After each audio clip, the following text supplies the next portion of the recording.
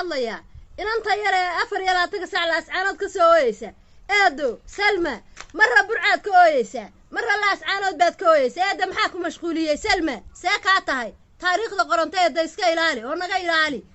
halkan ba gabdho dhulbahantaa lagu qabaa way adeegtaan guryahooda ay galaan ninkooda ay habigareeyaan carruurtooda dhaqaaleystaan xanaanaystaan annagana wayna karaameeyaan wayna ixtiraamaan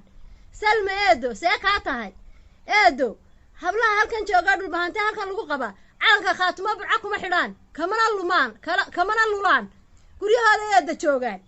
eedo sidaa kuu gala eeda maxaa ku helay marra laascaanood baad ka ooyeysaa marra eeda burcad ka ooyeysaa eedo waan kaa weynay waanadayda maqal reer baad u dhaxday reer baa naga kaa qaba wixii dhacayna eeda way dhaceen hawl rag u taalo weeye hawl dumar u taalo eeda maaha Salma qaali eeda maaha eedo xishood oo annaga naga xishood oo reerka ku qaba eeda Salma ay ka xishood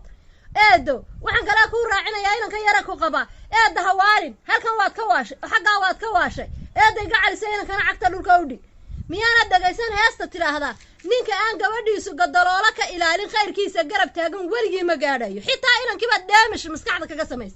miyaanad maqal udgoon gaari ma weydo arbahay u dhaxdaana oo daraarta fogeeyo is arjaafin ma waayo ha is arjaafiya ninkaagu ka dag TikTok-gan iyo waxaan saarantay iyo leefka saarantay eeda ka dag eeda sida hablaha kale reer saaqu joogaan laascaanood u joog